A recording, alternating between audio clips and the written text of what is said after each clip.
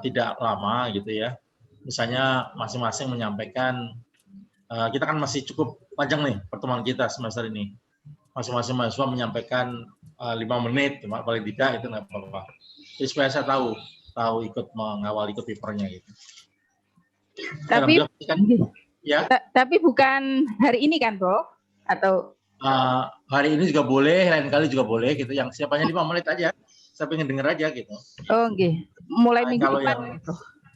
Kalau apa? Hanya secara umum aja. Pemaparan, mohon izin, Prof. Ya. Pemaparan yang berkaitan dengan apa yang sudah kita sampaikan ke Pak Sultan, begitu maksudnya? Betul. Iya, kita kan nggak mengikuti, memang kan semakin baik gitu. Semakin baik, artinya semakin rapi gitu ya. Jadi dapat masukan dari Prof. Betul. Dan juga semakin pede yang menyampaikan, kan punya tulisan sendiri, kan sendiri semakin pede. Saya misalnya, jadi dari sisi manfaatnya ya, yang saya pikir juga bukan sekedar kuliah saja, jadi penting kita memahami gitu. Saya pernah nulis paper kayak begitu gitu ya, itu ya tidak hanya nggak terhitung berkali-kali dipaparkan di mana-mana gitu. Kebetulan undangan dan kemudian papernya itu bagus juga kan. Betul, karena itu dianggap aktual dan kebetulan kok ya undangannya itu memang tentang itu, tentang yang kita tulis paper itu gitu. Nah itu saya mengalami mungkin ada sebuah paper yang lebih dari 10 kali saya paparkan ya, pernah itu paper. Padahal paper sih biasa saja. Saya nulis paper antara 15 halaman gitu, tapi kemudian topik itu memang topik yang hangat pada masa itu gitu ya. Jujur ada ya, itu waktu awal-awal saya nulis buku yang saya paparkan kemarin itu, jadi sekitar tahun 2004 gitu, 2004-2005 lah, itu di mana-mana diundang di UNES suruh bicara soal itu, diundang di aku saya sebut juga materinya ya, diundang di Unisula, diundang di UNES saya sebut, terus di UIN gitu, terus kemudian di beberapa tempat-tempat lembaga yang lain yang berjudul itu, judul Reward dan Punishment dalam pendidikan Islam, Reward dan Punishment. Salah satunya buku saya yang sudah saya paparkan kemarin ya itu salah satu temanya itu. Jadi nggak salah kalau kita mau paparkan berkali-kali ya untuk kebaikan. Perlu modifikasi. Nah, nanti bisa kita lihat ya, akan saya paparkan dulu yang saya. Kalau saya kira cukup waktunya ya kita ini. Kalau misalnya masih memadai, paling nggak ada 1-2 yang memaparkan 5 menit mahasiswa gitu. Nanti sambil pertemuan yang akan datang ya, masih. Prof. Ya gitu ya. Meskipun ya ala kadarnya nggak apa-apa. Oke, Pak Mawadi. Oke, akan saya mulai dari saya dulu. Dari saya dulu ini ya, dari bahan saya dulu ada 2 file yang saya cari-cari tadi yang saya ingin share dengan mahasiswa. Jadi share screen. Tolong supaya bisa share screen dibantu. Oke. Iya. Oke. Sampun, Bro. Oke.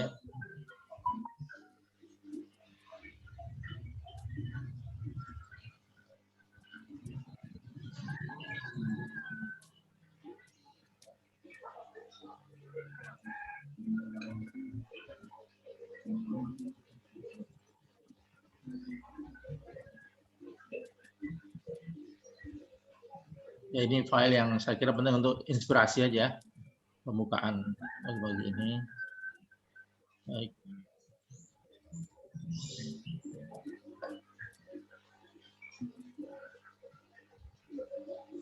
Mudah-mudahan saya nggak ngulang karena saya banyak kelas ya, jadi saya kadang-kadang udah pernah saya paparkan ulang. Mudah-mudahan tidak di kelas ini, yang ini ya. Mudah-mudahan tidak ya ini ya. Belum. Baik, ini refleksi bagi kita semua. Problems awam umum ya ini yang kita hadapi awal ya. Bahwa we act without thinking, kemudian we keep thinking without acting ya. Ya memang perlu keseimbangan antara thinking dengan acting. Jadi banyak orang yang beraksi tapi tanpa mikir, tidak menggunakan akal sehatnya langsung beraksi ya. Beraksi itu bisa apa saja kan? Bisa misalnya berbicara itu kan aksi sudah. Apalagi kalau bisa tangan, udah bergerak, ya itu adalah aksi kan. Amal ya. Amal, tapi kemudian tanpa berpikir, Demikian juga banyak orang yang mikir melulu gitu, tapi tanpa aksi. Ya itu juga gawat. Kalau hanya mikir saja tanpa aksi yang terlalu ideal ya, idealis gitu, tapi tanpa aksi, maka perlu aksi ini. Ini adalah kata-kata kunci untuk keberhasilan ya. Kalau kata lain misalnya yang kira-kira seirama, mungkin pernah dengar kata-kata pentingnya al-amal ya, apa al-afal, penting al-afal atau amal itu juga asohu ya, minal akwal, lalu itu dengan ucapan. Ya, ini banyak lebih pentingnya ya, perbuatan, action, al-amal atau afal itu sebenarnya lebih kuat daripada kata-kata ya. Tapi sebenarnya kata-kata bisa kita hubungkan dengan bagian dari amal ya. Kalau kita hubungkan dengan thinking tadi. Jadi kata lain itu saya kira sejalan. Bahasa yang lain juga no word ya, but action ya. Jadi tidak kata-kata tapi action yang kita harapkan. Baik, ini kata yang perlu kita garis bawahi bersama. Ini sama kalau kita melakukan refleksi, dengan refleksi judulnya sama kata-kata ya, sama perbuatan, refleksi, kita bisa melihat mana negara-negara yang paling inovatif, dan itu adalah negara-negara yang maju. Ya. Sayangnya negara-negara inovatif ini adalah negara-negara yang kebanyakan tidak beragama Islam, kebanyakan. Kenyataannya begitu. Yang luar biasa termasuk South Korea nomor 1 di sini ya. Meskipun ini yang tahun 2019 ini, inovatif ini. Tapi tahun berikutnya 2020, 2021 juga tidak tahu berubah. Belum saya update ya, hasil survei ini yang disebut sebagai the most innovative nation. Negara yang paling inovatif ya, kita tahu kalau namanya inovasi itu kan pasti nggak mungkin ya bisa dilakukan tanpa kerja pikir yang kuat ya, tanpa teknologi yang kuat. Nah, teknologi kan dihasilkan dari tentu refleksi yang luar biasa, dari olah pikir yang luar biasa. Mungkin ini semuanya negara-negara potretnya seperti itu yang kita lihat, yang maju dan inovatif. Nah, yang menarik dari negara-negara ini ya, itu sebelum ke berikutnya, mereka bukan negara-negara yang tua, ya, bukan negara-negara yang besar, tapi negara-negara yang kecil ya, yang SDA-nya, sumber daya alamnya tidak seberapa ya, yang jauh dibanding negara-negara yang besar anunya, SDA-nya yang besar ada ya. Seperti Indonesia itu kan SDA-nya nomor 1 dunia kalau sumber daya alamnya ya. Alamnya luar biasa, kita udah tahu lah Indonesia itu. Tapi kan nggak termasuk ini, dari 10 atau 9 negara ini tidak termasuk ya. Terus kalau bicara negara-negara ini tuanya gitu, itu tidak termasuk negara yang tua. Ini rata-rata negara yang di bawah seperti misalnya Singapura gitu ya, Jepang, itu belum lama merdekanya, Swiss apalagi gitu belum lama. Dibanding misalnya Mesir, nggak ada di sini Mesir, dibanding misalnya dengan India. Ya. Mesir dan India kan sudah berapa ribu tahun. Al-Azhar itu sudah milenium, ya, hampir 2000 ya. Paling nggak sudah 1000 lebih kan, karena Al-Azhar didirikan pada abad 10 Masehi, sekarang sudah abad 21 gitu. Tapi kan negara itu, dan negaranya kan lebih tua daripada Al-Azhar tentunya kan. Negara itu belum termasuk negara yang inovatif ini, negara masih jauh lah dibanding negara-negara yang kaya yang muda. Jadi intinya kemajuan sebuah bangsa itu tidak ditentukan oleh SDA, tidak ditentukan oleh umur. Ya. Yang muda-muda ini kita lihat negara muda seperti Singapura, ya, seperti Swiss, itu negara yang kurang dari 150 tahun ternyata memimpin dunia dengan kualitasnya. Itu yang menjadikan refleksi kita. Sama juga kita lembaga pendidikan tidak tergantung sekali lagi tuanya. Ya. Yang saya share kemarin itu adalah sekolah Insan Cendekia, insya Allah sudah diterima kemarin, yang Pekalongan ya, itu belum ada 6 tahun atau 5 tahun kira-kira. Tapi sudah mengalahkan insan Cendekia yang lain. Sudah mengalahkan madrasah insan Cendekia yang lain, apalagi madrasah atau sekolah umum yang lain sudah jauh di bawah dia gitu. Ya. Yang kebetulan kemarin habis Jumatan, saya nggak mengikuti, itu kepala madrasahnya dilantik, ya, yang baru dilantik, karena yang lama saya mengikuti ya, karena anak saya di situ, meskipun anak saya sudah tamat tahun ini, gitu, alhamdulillah, itu meninggal ya, beberapa bulan yang lalu, Kiai Masyuri yang meninggal, yang masuk S3 dan belum selesai itu, terus diganti baru kemarin dilantik ya. Anyway, tentang madrasah itu, madrasah yang bisa mengalahkan lembaga-lembaga pendidikan yang lain yang termasuk baru, belum lama. Nah, dari pembelajaran ini, ya di negara-negara yang maju ini, yang disebut most inovatif, dan dengan refleksi tadi, itu menghasilkan ini, berikut ini. Ada kesamaan negara-negara maju itu. Bangsa-bangsa maju itu kesamaannya adalah ini. Mereka menganggap pentingnya etika, ethics, ya, ethics. Jadi etika itu sangat penting. Ini kalau kita gampangnya akhlak lah, hubungannya dengan akhlak ya.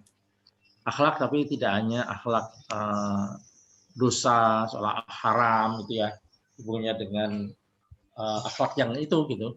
Tawadhu bukan dalam arti itu ya, akhlak dalam arti umum. Nah, akhlak yang umum ini adalah sebagai prinsip dasar dalam kehidupan sehari-hari. Jadi kesepakatan bersama. Mestinya termasuk akhlak ya kejujuran dan integritas ini ya, itu mestinya termasuk akhlak. Ya. Ini akhlak yang penting kan, bertanggung jawab, hormat pada aturan, saya kira masuk etik semua itu. Hukum dan masyarakat, hormat pada orang lain, ya, respect for others, serta kalau profesionalisme tentu adalah cinta pada pekerjaan. Ada istilah love Monday itu kan ya, kita harus menyenangi hari Senin karena hari kerja, tapi umumnya kan orang nggak suka dengan kerja-kerja masing-masing ya, karena belum menjadi budaya yang baik untuk kerja yang keras. Menabung dan investasi menjadi sangat penting, bekerja keras serta tepat waktu atau punctuality. Nah, yang perlu kita jadikan muhasabah atau refleksi bahwa nilai-nilai semua ini nyata ada di bangsa yang maju, gitu. Tapi semua ini juga itu tidak bertentangan ya, atau compatible sama sekali dengan nilai-nilai dalam Islam. Adakah ini yang berlawanan dengan Islam? Nggak ada sama sekali. Semua bisa kita cari dalam ajaran kitab suci kita. Bahkan hadis pun ada ya. Saya kira nggak ragu, semua ini ada dalam kitab suci kita. Dalam ajaran agama kita jelas sekali. Tapi kan tidak semuanya terlaksana di masyarakat kita ya. Kita soal kejujuran, honesty, kita udah nggak ragu itu ya. Bertanggung jawab, kullukum ra'in wa kullukum mas'ulun ra'iyatihi, jelas sekali ya. Kerja keras, saya kira ya imali dunyaka itu yang sering ajaran kita pakai ya. Tidak buang-buang waktu, itu adalah ciri seorang mukmin ya. Ciri seorang beriman itu kan tidak mau membuang-buang waktu. Tapi umumnya budaya di kita kan suka menghambur-hamburkan waktu. Padahal Al-Qur'annya jelas. Maka disebut itu adalah surat mukmin, surat believer ya. Believer itu kan mukmin. Mukminin ya, berarti juz 18. Salah satu cirinya ya wa anil lagwi mu'ridun ya kan. Yani tidak suka wasting time. Wa anil lagwi mu'ridun, menghindari hal-hal yang tidak penting. Itu semua jelas sekali ya, ajaran ini dalam Islam tidak perlu kita lakukan. Tapi sekali lagi bahwa kita sendiri lupa terhadap fondasi yang sangat penting ya di ajaran kita, yang menjadikan umat Islam itu ketutupan ya. Al-Islamu mahjubun bil muslimin kan istilah itu, karena itu. Kalau dari segi kerja sekarang saya kira apa itu cukup ya. Nah, ini juga makna penting saya kira dari yang tadi refleksi tadi. Misalnya seorang tokoh Warren Buffett yang sangat sukses dan terkenal di Amerika ya. Kata kunci betapa pentingnya membangun reputasi, membangun kepercayaan ya. Itu membutuhkan waktu bertahun-tahun, 20 tahun ya. Jadi masyarakat, kantor kita, bagaimana bisa percaya pada kita, itu tidak bisa hanya ketemu sekali ya. Itu membutuhkan puluhan tahun, agak 20 tahun. It takes 20 years to build a reputation. Untuk orang bisa menjadi misalnya birokrat yang terkenal, yang berhasil, politisi, semuanya lah dalam kehidupannya yang itu reputasinya luar biasa, gitu, masyhur luar biasa, atau juga seorang artis misalnya juga ya, tidak bisa satu malam jadi gitu, tapi butuh 20 years paling enggak. Tapi ini lebih bicara soal soal percayaan trust daripada masyarakat, percayaan masyarakat intinya dalam sebuah lembaga. Tapi jangan lupa, ini yang bahaya, hanya membutuhkan 5 minutes to ruin it, ya. Hanya membutuhkan 5 menit untuk menghancurkannya. Itu kan sayang sekali. Ya. Membangun amanah, reputasi puluhan tahun, tapi dirusak dirinya sendiri, kena KPK gitu ya, langsung reputasinya hilang. Hanya waktu 5 menit. Ya. Itu refleksi kita. Jadi pentingnya menjaga amanah ya. Dalam kata yang lain, ada di kata yang lain dari Warren Buffett ini, kalau melihat atau menilai seorang itu ada 3 hal ya, bahasa Inggris yang lain. Nah, ada. Nanti kalau perlu kata kuncinya bisa saya kirim, saya carikan, tapi sekarang belum siap. Dan ini kata beliau pertama adalah pentingnya smart ya, kecerdasan. Perlunya orang itu harus smart. Orang kan nilainya bagus ya. Hal-hal yang berhubungan dengan olah pikir ya, intellectuality itu penting, itu harus smart, harus diasah terus. Itu kalau menilai seorang, ini orang smart apa tidak kan, gitu kan. Yang kedua yang tidak kalah penting adalah enthusiasm, kata dia, pentingnya semangat, energi ya. Hidup itu harus semangat dan energi. Tapi kemudian kata beliau yang terakhir seperti yang ini. Yang terakhir adalah betapa pentingnya beliau sebut sebagai honesty, itu kejujuran, integrity bahasa dia. Pentingnya integrity nomor 3 ya. Jadi kalau menilai orang 3 hal gampang. Menilai siapa aja, nilai mitra kerja, nilai siapa aja yang kita berhubungan dengan kita, atau tokoh gitu kan, ya 3 itu. Orang itu cerdas apa tidak? Orang itu semangat nggak, energetik nggak, antusias nggak ya. Yang paling penting, yang terakhir, yang ketiga justru adalah integrity amanahnya, orangnya amanah apa tidak. Nah, kata lanjut daripada Warren Buffett ini adalah, andai orang tidak punya yang terakhir, ya, tidak punya yang terakhir, integrity tadi, maka kecerdasannya serta kemudian antusiasmenya lupakan aja, udah nggak penting lagi. Jadi yang paling penting adalah integrity. Sama dengan kata-kata ini ya, kata-kata indah ini. It takes 20 years to build reputation. Itu adalah integrity tentunya kan.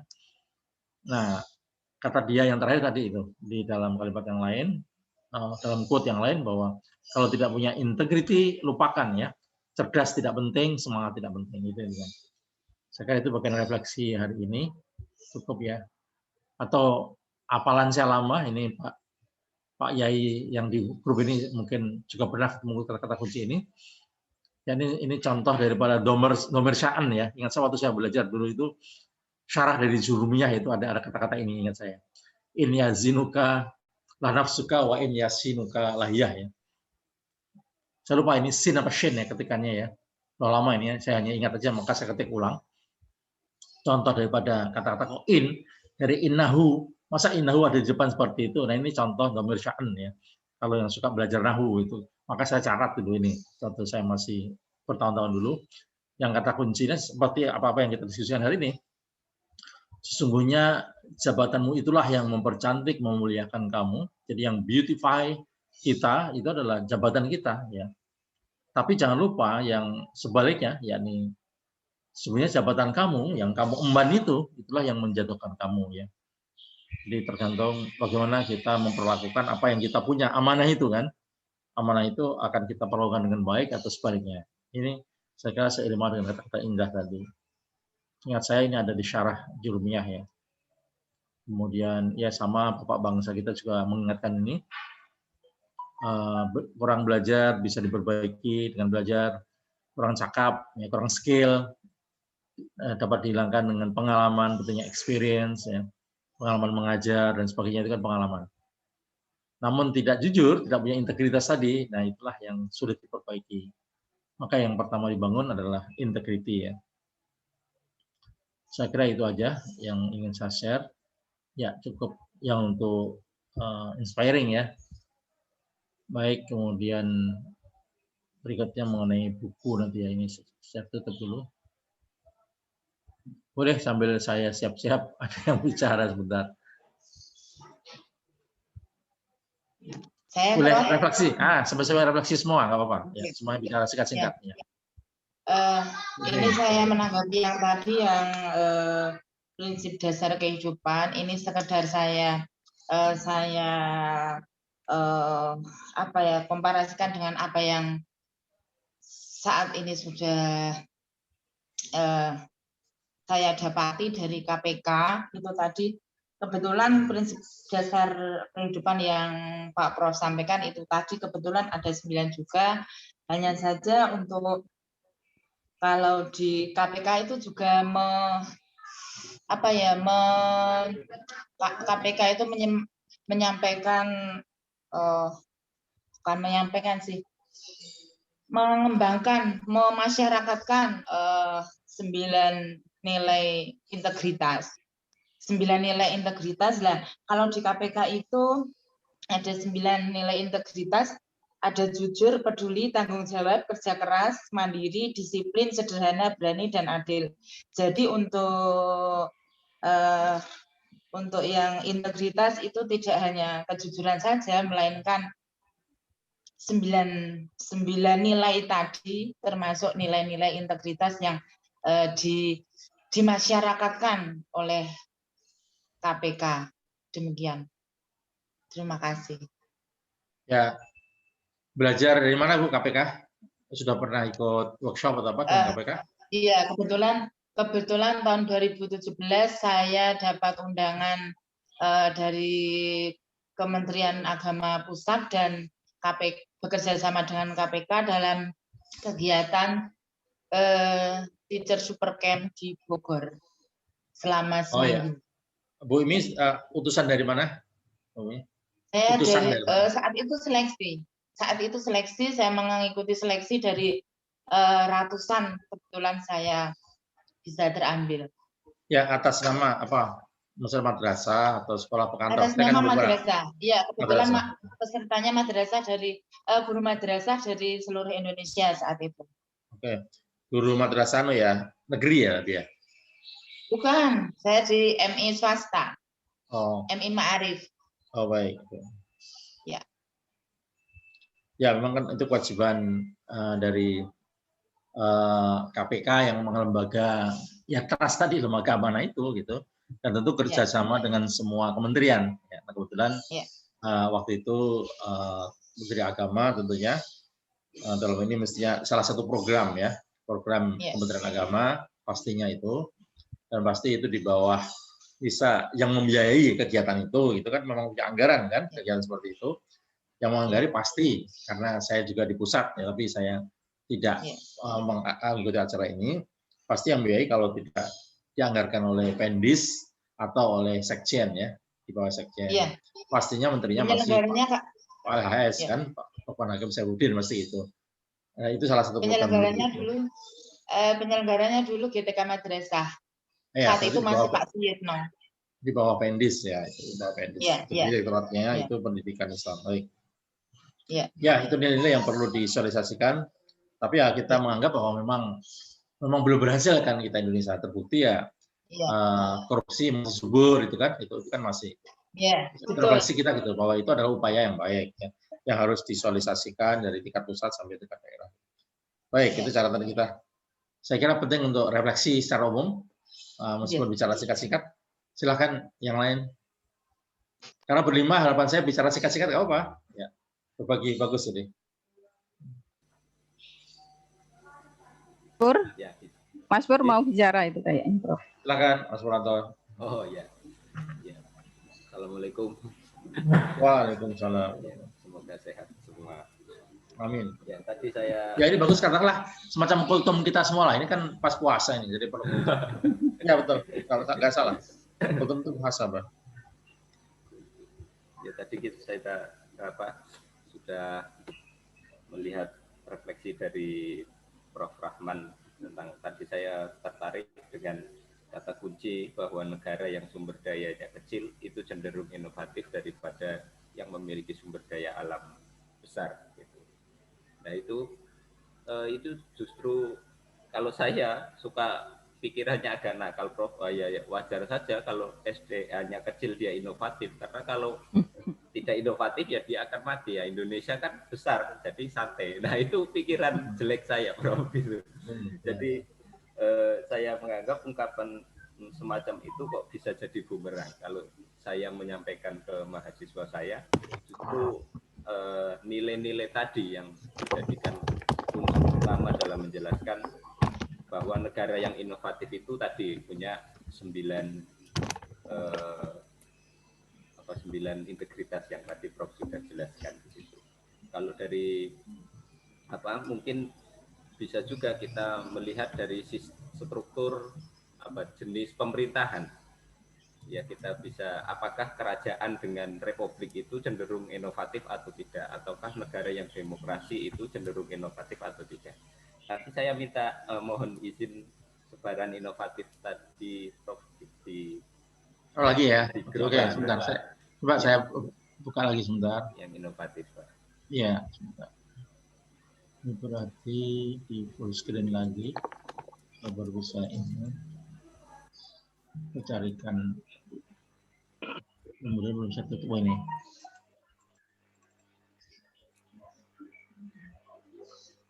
Ya, ini ya. Yang negara tadi yang inovatif. Kita tarikan ke atas. Ke atas satu lagi ya.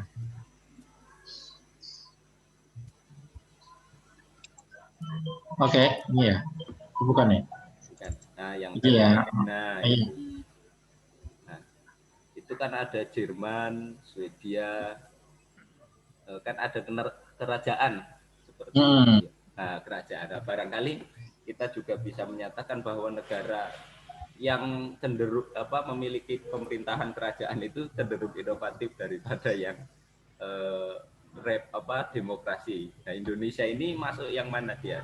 Tidak inovatif karena apa? Nanti malah kesimpulannya bisa karena struktur sistem pemerintahannya, bisa karena SDA-nya yang sangat banyak sehingga dia tidak melakukan inovasi.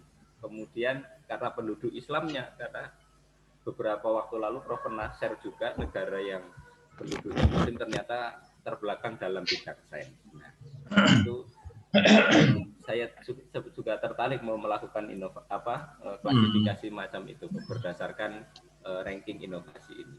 Mungkin saya sikat itu. Ya, bagus saya kira untuk berpikir kan kita bebas refleksi itu. Bisa juga kalau by coincidence secara kebetulan kok negara-negara yang di utara yang atas itu yang maju kan. Yang paling atas itu ya. Ya ada di atas semua itu, Jerman, Swedia gitu. Korea Utara, Korea Selatan terutama ya termasuk di atas juga selain Finlandia. Tapi sesungguhnya kalau kita menerangkan SDA tadi juga nggak salah kan, itu kan untuk memacu kita. Ada istilah kan yang namanya silent majority, mayoritas itu yang banyak tapi kemudian diam. Ya. Artinya lawan daripada kata creative minority. Jadi di mana-mana yang maju itu memang yang kreatif itu. Yang di sini inovatif kan kreatif tapi. Maka ada istilah pentingnya creative minority. Itu saya kira istilah ini dikembangkan waktu saya kuliah juga S1 dulu di Jakarta, udah sering kata-kata itu. Pentingnya para mahasiswa ini menjadi creative minority gitu. Kalau mau maju gitu. Jadi nggak salah juga, bukan. Maka yang paling mudah ya kembali ke nilai ini. Maju mundurnya itu tergantung tidak tergantung yang kita bicarakan ini ya, tapi menerangkan bahwa itu tadi kan existing condition gitu loh, kondisi yang ada bahwa negara yang tua ternyata juga tidak maju, ya negara yang SDA-nya payah ternyata juga tidak maju. Itu diterangkan begitu kan nggak apa-apa, memang kenyataannya seperti itu karena existing condition. Gitu. Nah kemudian kembalinya ya ini tadi ke ke nilai ini. Inilah penyebabnya. Jadi sejauh mana nilai-nilai ini itu dilakukan. Nah, negara-negara maju tadi kan ini semua yang melakukan. Kata bertanggung jawab di kita itu bisa dikatakan nggak ada. Yang ada adalah jawabnya tanggung. Itu kalau kita plesetkan begitu kan gitu. Kejujuran dan seterusnya akan kita tahu itu. Jadi sering kita jauh dari sini kalau kita jujur, refleksi apa adanya. Jadi dari situ saya kira cara menerangkannya, keadaannya. Meskipun kita bisa mencari beberapa coincidence ya, yang kebetulan gitu loh, cara beberapa kebetulan itu bisa kita cari juga. Tapi kuncinya sekali lagi balik sini. Ya, saya ingin mendengar, tapi nggak salah seperti yang disampaikan Pak Wanto tadi ya, sebagai cara berpikir yang liar, mencari coba alternatif yang lain. Nah, ini harus saya tutup dulu, nanti biar kelihatan. Ya, lanjut. Silahkan, siapa? Ya, siapa? Yang lain dulu. Yang lain dulu? Abu Nadir. Ustaz Abu Nadir. Ya, silakan, refleksi singkat. Saya tadi mengamati yang itu, Prof. Mengamati yang poin-poin tentang prinsip-prinsip apa tadi, yang ada etika, kejujuran dan seterusnya itu. Saya memang melihat prinsip dasar kehidupan. Fenomena di Indonesia itu memang kondisinya ya bobrok ya, saya bisa mengatakan. Apalagi jika kita menyinggung juga tentang KPK, lihat kondisi pejabat negara kita memang bagaimana ya, mengalami peningkatan jumlah harta kekayaan setelah menjabat, ya, godaan luar biasa. Jadi mirip apa yang dikatakan oleh Lord Acton itu ya, kekuasaan itu cenderung diselewengkan. Tentu harap bahwa masalahan di Indonesia ini ya karena kurangnya para pemimpin yang memiliki karakter asketis menurut saya. Jadi memang perlu, kalau saya melihat bahwa memang perlu ada penanaman nilai asketis dalam diri tiap para pejabat-pejabat yang memimpin negara kita ini. Jika harapannya memang ketika memimpin, jadi saya menarik dengan apa tadi quote yang disampaikan oleh Prof yang bahasa Arab dan bahasa Arab tadi. Godaan-godaan itu yang akhirnya menjadikan negara kita ini percuma. Sumber daya alam itu semacam kutukan itu. Kita punya sumber daya alam yang luar biasa, tapi sumber daya alam kita ini semacam kutukan saja. Kita ya apa ya, dan punya apa-apa tapi tidak bisa dikelola dengan diri kita sendiri. Jadi banyak permasalahan di Indonesia kita. Itu yang saya rasakan. Ya, kalau bicara pejabat ya itu kan memang boleh kita, itu selalu masalah utamanya kan soal rekrutmen ya, karena kita bicara soal PNS juga kan nggak bisa langsung gitu pejabat punya dengan PNS, itu pasti soal rekrutmen yang harus diperbaiki dari awalnya, soal rekrutmen PNS. Nah, kita kan sering masih masalah meskipun dengan berbagai cara yang dilakukan, rekrutmennya masih ada kebocoran yang tidak profesional ya. Nah, ini yang harus diperbaiki awalnya, itu adalah intinya dari awalnya, dari startnya ya rekrutmen itu, rekrutmen pejabat, lelang segala macam itu kan di Kementerian Agama kan juga pernah ada masalah kan, kita tahu bahkan pada masa yang dibicarakan Bu Umi tadi ya, pernah kan di Bu Umi itu kan ada masalah juga soal rekrutmen kan, karena kita tahu dan itu heboh ya, sampai hampir juga menterinya masuk gitu, sudah beberapa kali ke KPK gitu. Yang kemudian menjadi korbannya itu yang di Jawa Timur kan itu kan soal rekrutmen juga gitu, contohnya begitu. Jadi pertama yang harus kita cermati masalah awal-awal ya, bagaimana merekrut pejabat, merekrut PNS itu. Maka ada kata kunci juga. Selain itu saya kira kata kunci ya untuk memahami ini yang disampaikan Abu Nadir tadi, itu kita tidak hanya melihat pejabatnya saja, tidak hanya melihat pemimpinnya saja. Ada sebuah kata klasik ya yang perlu kita pertimbangkan, ini adalah kata proverb, political proverb yang berbunyi gini. People will be governed ya. People will be governed by the government they deserve. Gitu kira-kira. People will be governed by the they deserve ya. Yakni masyarakat itu akan dipimpin oleh pemerintah ya, oleh penguasa gitu, yang memang masyarakat itu layak gitu. Jadi yang memimpin masyarakat itu kira-kira dalam teori politik itu sama, pasti sama. Kalau masyarakatnya suka korup, pasti pemimpinnya juga korup, dan sebaliknya. Jadi kalau ada indikasi pemerintahannya yang korup, masyarakatnya juga ya korup gitu loh. Itu kata-kata kunci itu saya kira banyak benarnya. Yang itu merupakan cerminan daripada imam dan makmum gitu. Imamnya begitu ya pantas, makmumnya begitu, kira-kira begitu intinya. Ya. Itu terjadi di mana-mana. Ada kesamaan. Ya, ada imam. Jadi kalau kata kuncinya tadi gitu.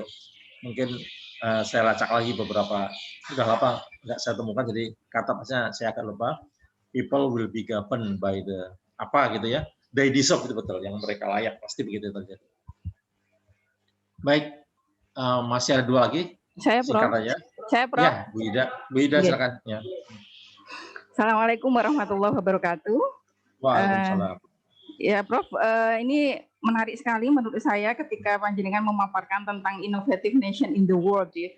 Ini yang pertama justru menariknya ketika saya tahu ini tentang South Korea is number 1. Wow, ini menambah apa ya ke interest saya atau kesan saya terhadap yang positif terhadap South Korea itu, karena menurut OECD atau Organization of Economic Cooperation Development, Korea Selatan itu dalam pendidikan itu juga dalam hal problem solving itu juga nomor 1 itu. Nah itulah mungkin kenapa budaya-budaya Korea itu begitu mendunia, seperti K-pop, bagaimana anak-anak muda seluruh dunia itu termasuk yang di Indonesia itu begitu keranjang, heboh dengan K-pop, belum lagi dengan dramanya, Masya Allah itu drama Korea itu juga tidak hanya remaja tapi juga banyak yang meminatinya, juga foodnya itu juga udah mendunia. Itu mungkin menurut saya juga ada kenapa dia disebut innovative nation itu, ya mungkin salah satunya ya ketika diukur oleh OECD itu number 1 in problem solving gitu. Itu fakta yang menarik itu. Ketika sebelum kuliah ini saya nggak tahu South Korea is number 1 also jadi innovative nation number 1 gitu. Kemudian yang kedua saya ingin memberikan komen terhadap Finlandia. Kebetulan karena saya di pendidikan ya Prof. Ini menarik sekali tentang Finlandia Prof. Jadi ketika kita bandingkan dengan di Indonesia, di mana kalau di Finlandia ini kenapa kalau menurut analisa saya masuk menjadi negara ketiga innovative nation itu karena guru-guru di sana itu memiliki kebebasan yang luar biasa untuk meramu kurikulumnya gitu. Kemudian menentukan metode dan materinya sendiri. Nah, menurut saya kreativitas yang dimiliki oleh gurunya ini sangat berpengaruh pada kreativitas siswa-siswanya yang ada, yang mereka ajar. Jadi ada kenapa masuk dalam negara yang inovatif itu menurut saya itu. Jadi tidak seperti di negara kita yang kurikulumnya betul-betul tersentral dari negara begitu ya. Kemudian selanjutnya di sana kan tidak ada pemeringkatan institusi seperti di Indonesia. Kemudian selain negara mensupport sangat besar terhadap pendanaan yang ada di sana, itu komunitas yang ada di sana itu juga support, Prof. Karena begini, jadi yang saya pelajari dari Finlandia, karena saya di education ya sangat tertarik kenapa di sana terbaik, itu komunitas. Jadi tidak ada perankingan sekolah sehingga sekolah ini terbaik. Kalau di Indonesia ini bukan maksud saya, di Indonesia pun ada positifnya, tapi kita belajar dari Finlandia kenapa terbaik nomor 1 di dunia pendidikannya. Kalau di kita mungkin rumah kita di Genuk seperti saya di Banget Ayu, tapi bisa jadi anak saya sekolahkan di Ungaran karena ngejar kualitas sekolah di sana lebih bagus. Tapi tidak di Finlandia. Finlandia itu nggak ada sekolah yang terbaik, terjelek. Semua sekolah itu kualitasnya sama. Kenapa?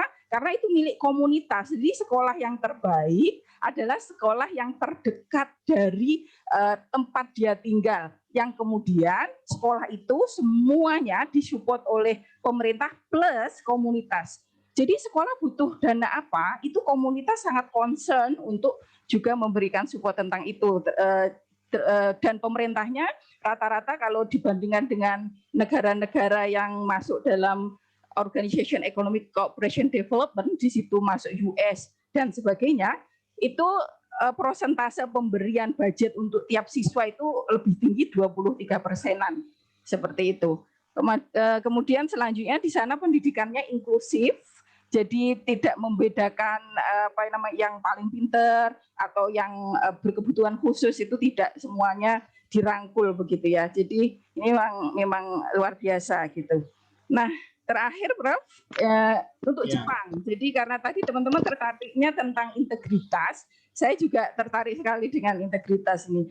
Jadi kalau di Jepang, sebagaimana kita semua tahu bahwa sejak kecil itu mereka betul-betul ditekankan akan pendidikan karakter. Sampai di awal-awal sekolah di SD itu tidak belajar apapun kecuali belajar pendidikan karakter. Bagaimana mereka antri, gitu ya. Jadi membangun, salah satunya itu, jadi membangun rasa disiplin, kemudian kerja keras, kemudian menjadi punya integritas yang bagus, itu betul-betul dari kecil sudah ditekankan betul. Nah, ini sedikit berbeda dengan di negara kita, di mana justru menekankan calistung, baca tulis hitung. Walaupun yang saya syukuri akhir-akhir ini ada aturan ketat sekali bahwa kalau ada TK yang mengajarkan calistung secara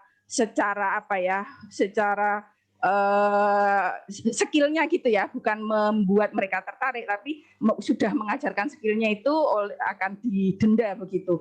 Tapi masih banyak prakteknya orang tua maupun sekolah-sekolah level TK ini masih mengajarkan nomor satu bukan karakter. Ya karakter diajarkan, tapi lebih kepada baca tulis hitung.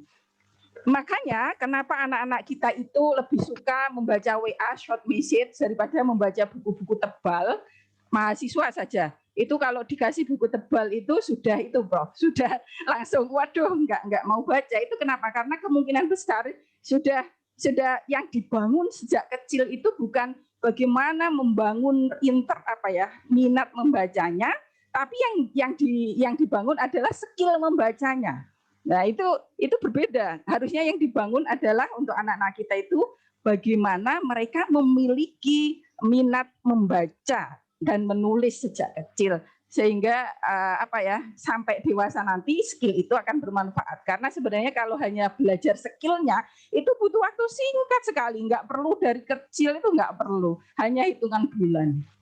Jadi seperti itu ya. Alhamdulillah sekarang sudah mulai diluruskan walaupun prakteknya masih banyak terjadi pelanggaran. Begitu Prof. Terima kasih. Wassalamualaikum warahmatullahi wabarakatuh. Ya untuk Pak Ahmadi nanti belakang mau ya, kan nanti mau paparan sekalian aja. Mungkin untuk tapi saya ingin juga merespon singkat, nambahi. Ada joke lain, kali ini joke ya soal WA tadi. Ada joke lain WA yang sebenarnya WA itu kan tidak hanya anak kecil ya, Bu Hid ya. Kita pun suka WA. Dan kalau berlebihan masalah bagi kita, itu jelas.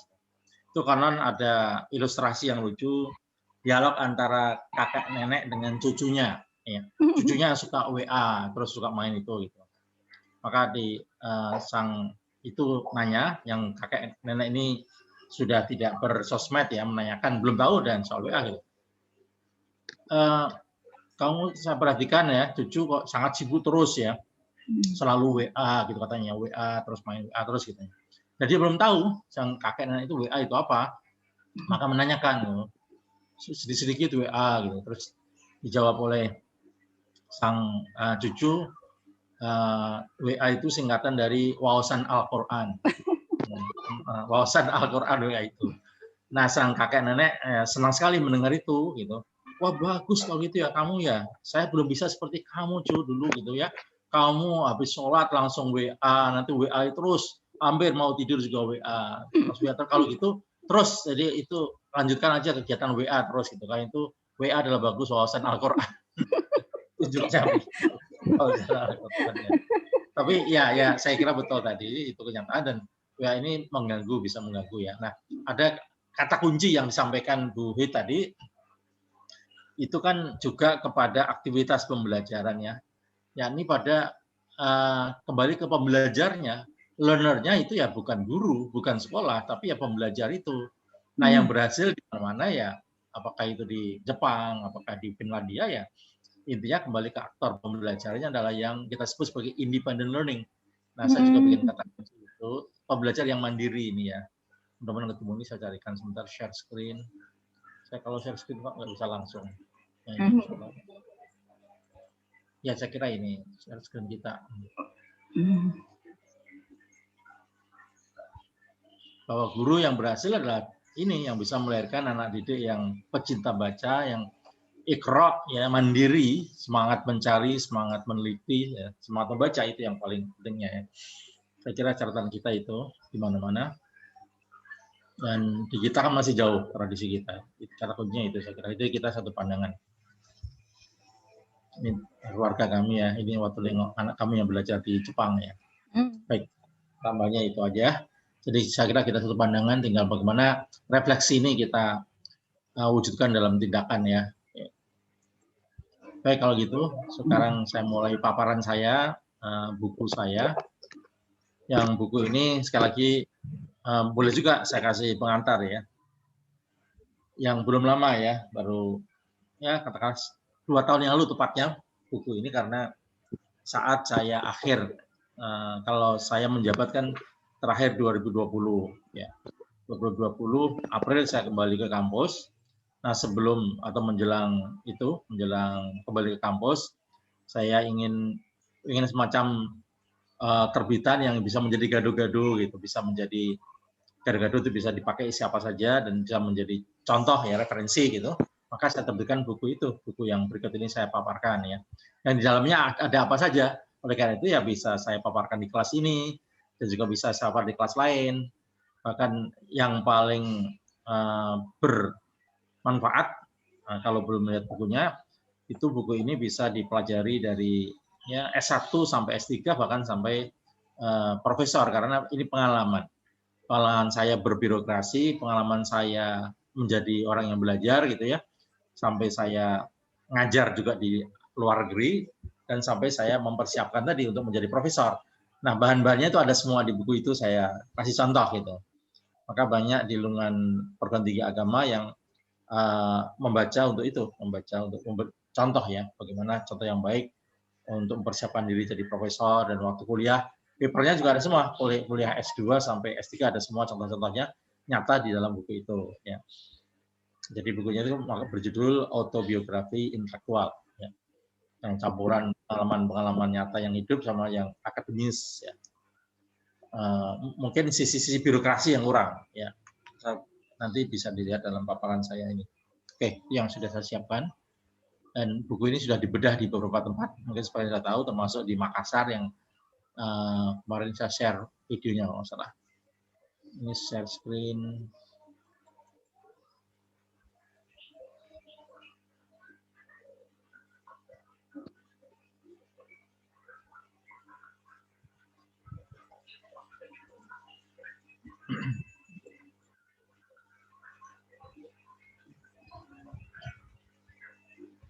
Judul ini juga lama ya, saya melakukan refleksinya.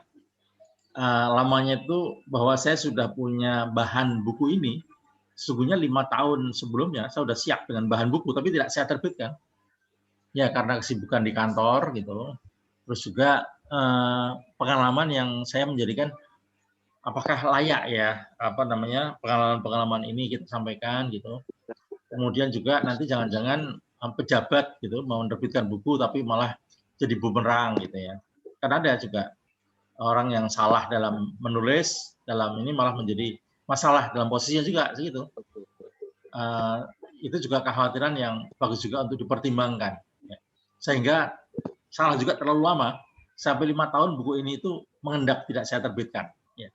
Karena mencari judul, alhamdulillah akhirnya setelah judulnya oke baru saya pede saya terbitkan. Intinya begitu. Ini juga dapat saran dari almarhum Mas Slamet Effendi Yusuf ya, yang dulu pernah jadi ketua Ansor, itu memberi masukan.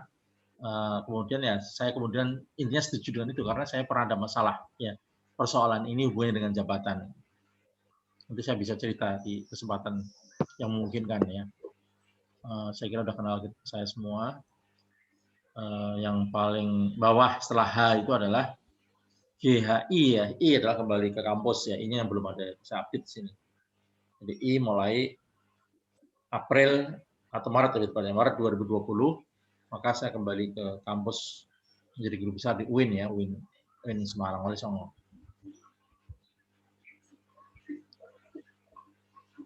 Ya, karena biografi kan tentu adalah pengalaman-pengalaman yang nyata.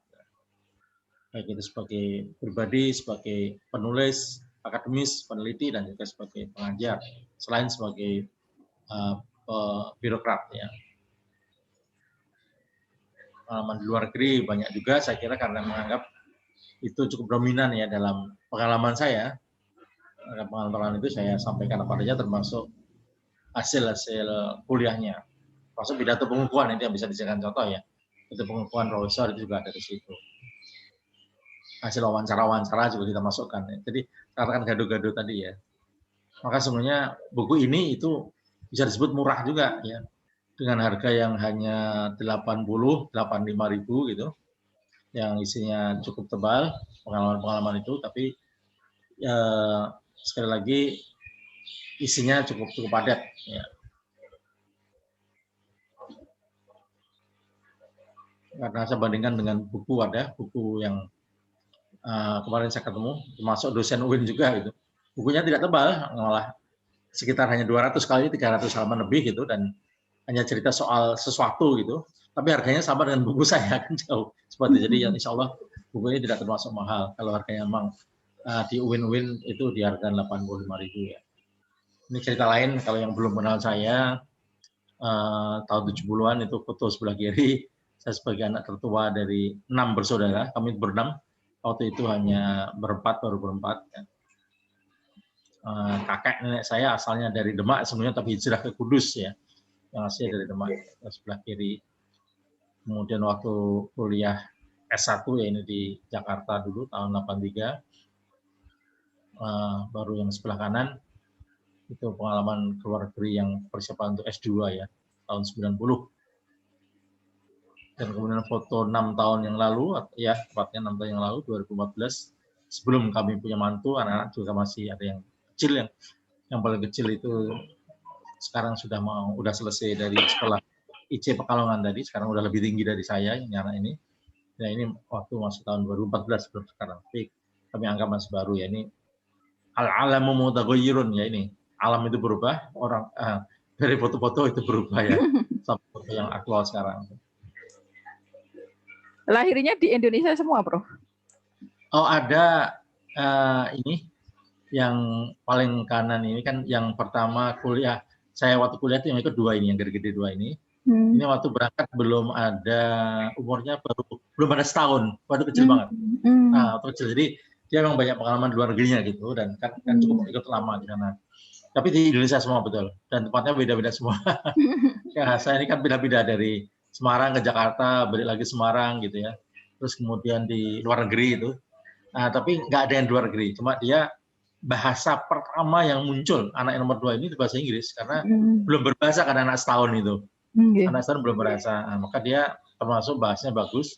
Dia selain bahasa Inggrisnya yang persis seperti orang Amerika, juga dia bahasa lain karena SMA-nya dapat kesempatan di Norwegia. Dia bahasa Norwegianya juga luar biasa. Padahal Norwegia itu sulit, bukan bahasa Inggris, bukan bahasa Jerman atau Belanda, bahasa yang beda gitu. Tapi dia mampu menguasai, padahal hanya setahun, menguasai SMA-nya di sana gitu ya. Kemudian dia banyak pengalaman akademis, S1-nya beasiswa di UGM, program santri itu ya, karena di pesantren ya. Pesantrennya di pesantren Semarang, karena kami kan masih di Semarang waktu itu. Pesantren Nurul Islam. Nurul Islam itu aliyahnya gitu. Tapi waktu sebelum aliyahnya di pesantrennya Kiai Dikron yang di Peturungan kalau salah ya, dengan Kiai Dikron. Ambil di SMP gitu. Nah, waktu di Nuris itu dapat kesempatan setahun aja di Norwegia. Jadi saya kira bagus pengalaman di luar negeri. Yang belum anak kami berempat ini, ya cerita yang empat ini, yang belum berpengalaman akademis di luar negeri hanya satu ya, yang paling kecil itu. Yang paling kecil yang sekarang baru di Pekalongan baru selesai. Ya. Bahkan sekarang memilih, menarik juga, bahasa dia sendiri, dia memilih gap year, nggak mau kuliah dulu. Dia mau lanjut tahfidul Quran dulu. Jadi masih tahfidz sekarang. Jadi puasa ini, alhamdulillah ini puasa ini sudah 10 hari di Kudus. Di kotanya bapaknya, di pondok gitu. Di Kudus, dan dia sudah mulai program itu, dan waktu di Aliyah dia pakai ekstrakurikulumnya, kalau ada yang ekstrakurikulum ya, apa istilahnya, kearifan lokal ya, atau kearifan lokal kalau dalam bukan kearifan lokal istilahnya, muatan lokal, mulok.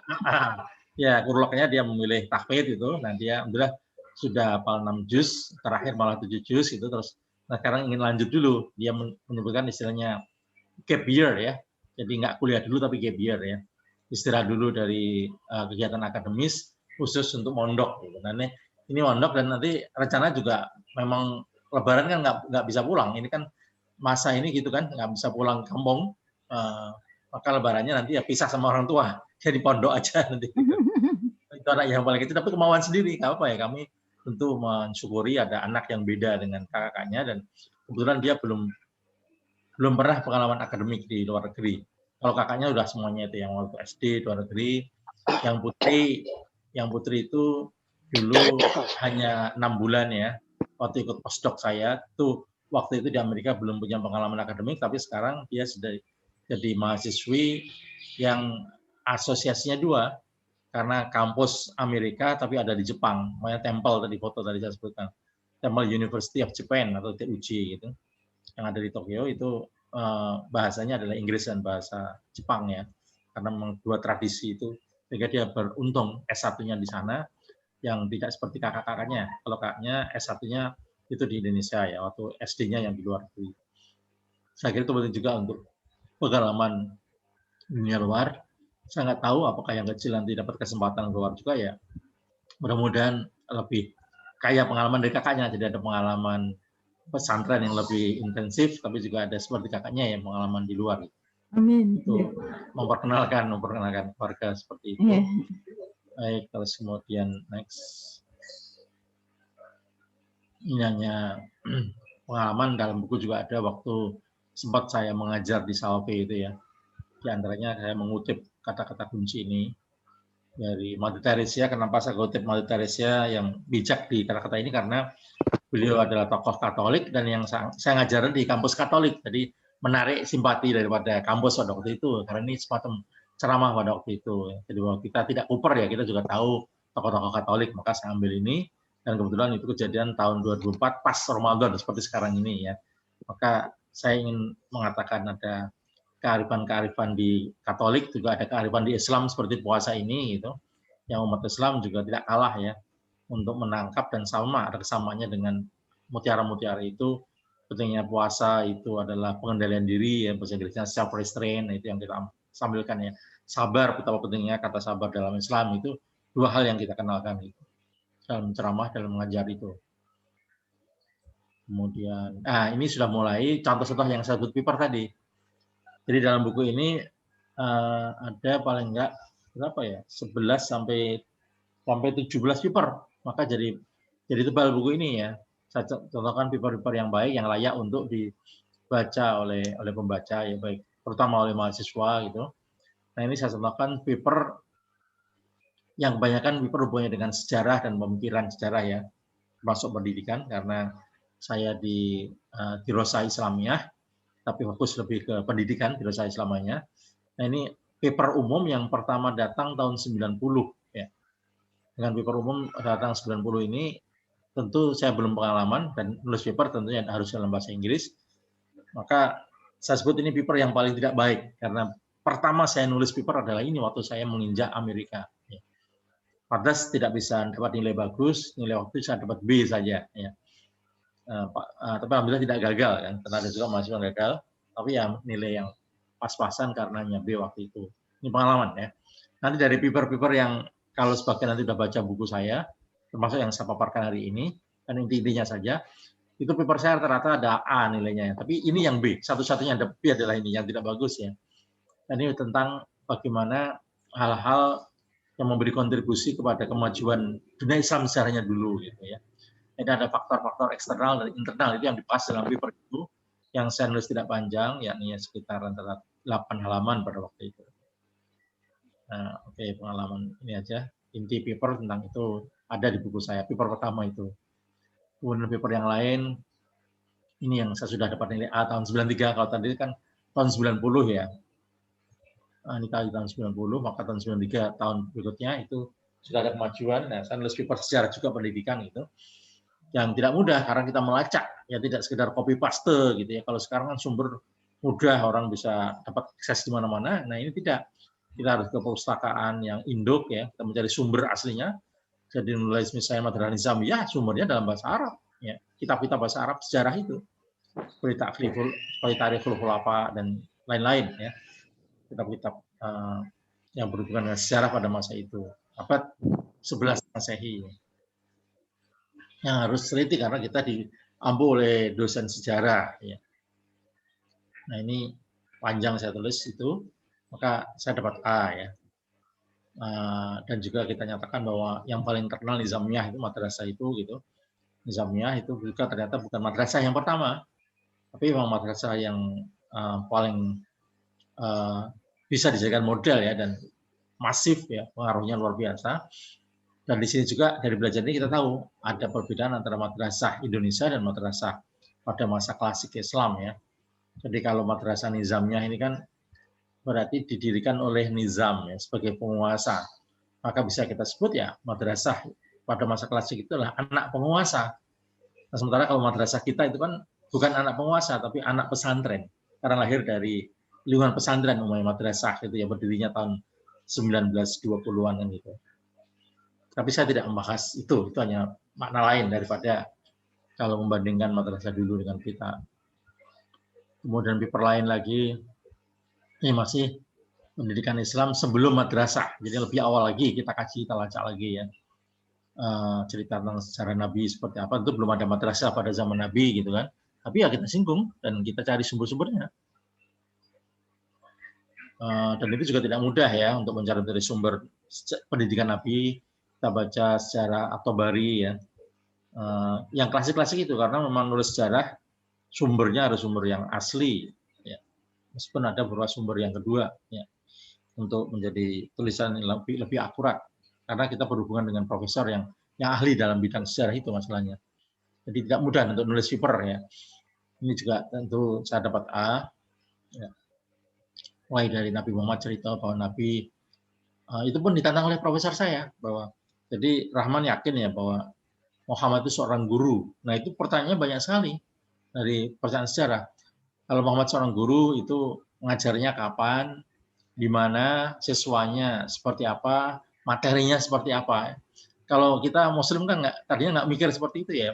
Kita percaya aja bahwa Nabi adalah pasti guru gitu. Tapi ditanya bukti-bukti sejarahnya ya kita harus mencari. Ya, alhamdulillah bisa kita peroleh dan itu memperkaya paper saya jadinya ya. Dari pertanyaan-pertanyaan itu menjadi bisa sempurna gitu. Maka profesor saya membimbing, bertanya, menggugat, tapi akhirnya bisa menjadikan paper kita bagus ya. Itu mulai dari sejarah awal-awal gitu kira-kira sampai tadi berdirinya Nizamiyah tadi, maksudnya Nizamiyah. Nah ini pengalaman lain juga karena saya sudah tahu bahwa saya nanti akan nulis disertasi tentang pesantren. Disertasi saya itu tahun 97 gitu kan. Nah tahun 95, 2 tahun sebelumnya itu sudah siap-siap ya. Maka saya nulis tentang pesantren. Nah nanti bisa dijadikan sebagian itu di bab berapa gitu kan. Pasti ada pembahasan pesantren, maka kita nulis tentang pesantren ini. Dan tidak sulit ya, sudah banyak keterangan referensi tentang pesantren tentunya. Masih saya kira konteksnya pesantren dan nulis paper ini juga sangat bermanfaat. Ini juga cerita tadi bahwa paper itu bisa kita paparkan di mana-mana. Ini termasuk saya sudah pulang ke Indonesia. Saya pulang ke Indonesia tahun 97 ya, selesai kuliah 97 tadi S3. Itu 98 aja saya dari Semarang. Dari Semarang sudah ada undangan ke Thailand gitu, pulang pergi tentu digratisin karena ada undangan resmi dari Thailand, Songkla University pada waktu itu, salah satu kampus yang terbaik di Thailand itu yang di negara tempat yang Islam kan itu ya, Patani itu adalah Songkla University pada waktu itu dengan rektornya. Saya berdua saja terbang sama Pak Rektor pada waktu itu. Yang sebenarnya diundang itu rektor, itu kenakalan saya juga penting juga, kita harus agresif ya, kita harus ini pengalaman ya. Jadi saya sudah punya paper ini tentu waktu nulis disertasi karena bagian dari pesantren gitu. Terus kemudian ada seminar di Thailand tahun 98 itu, Pak Rektor dapat undangan. Nah, saya diminta Rektor untuk nyiapin hal-hal yang teknis ya, menjawab surat, kemudian ya yang bisa begitu kan yang lulusan luar negeri pastilah yang tahu bahasa Inggris gitu. Maka saya bantu Rektor gitu dan udah siap semua dan kemudian saya sampaikan ke Pak Rektor bahwa kira-kira kalau Pak Rektor lulusan luar negeri, saya juga lulusan luar negeri, pantas nggak Pak ya kalau saya juga ikut seminar ini? Kira-kira canda saya begitu. Ya kamu sangat pantas ikut juga. Nah, maka saya hubungi panitia, saya punya paper seperti ini, kalau panitia layak, panitia pengen mendengarkan bisa saya ikut gitu. Nah, ternyata welcome oleh panitia karena itu seminar internasional ya. Sekarang udah jadi buku gitu, kompilasi tulisan-tulisan. Alhamdulillah saya diterima dan bersama Pak Rektor ikut berdua itu sejarah tahun 98 yang sampai sekarang masih ingat karena ada di buku saya. Ini contoh paper itu kenapa pesantren di Indonesia judulnya saya tulis pada waktu itu karena sebenarnya lebih ke pendidikan itu tetap unik dan menjadi sebuah lembaga yang kuat ya, terbukti sampai sekarang gitu, yang mampu bersaing dengan lembaga yang lain. Nah ini isinya itu. Kalau pesantren nggak lepas dari anekdot ya, tulisan saya banyak tentang anekdot tentunya waktu itu. Paper lengkapnya ada di buku itu sekali lagi. Terus juga kalau pesantren itu nggak bisa lepas dari sufism, hubungan itu dari dulu kita tahu. Dan ini juga ada paper tentang itu yang saya bahas.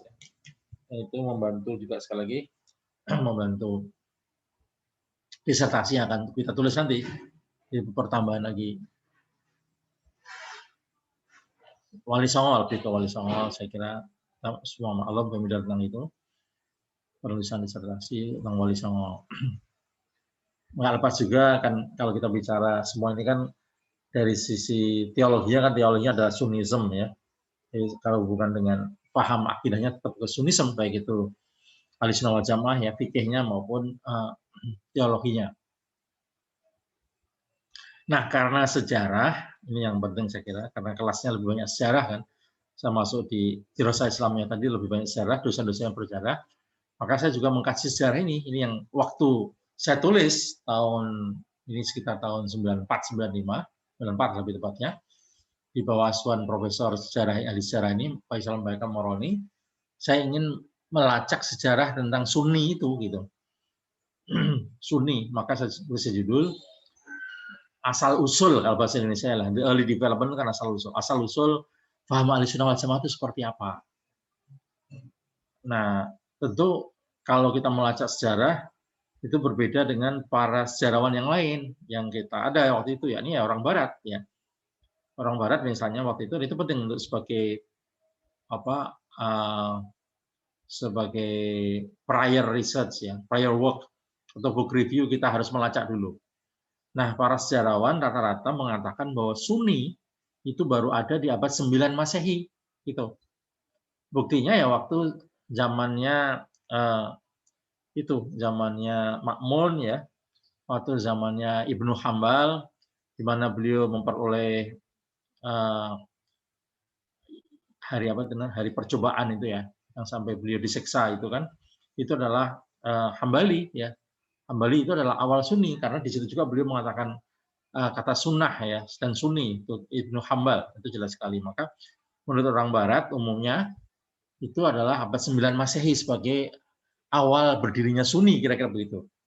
Kita bisa baca misalnya bukunya Montgomery Ward itu kan sejarawan yang paling terkenal di Barat ya, seorang ahli sejarah. Bukunya sangat fenomenal, banyak tulisannya.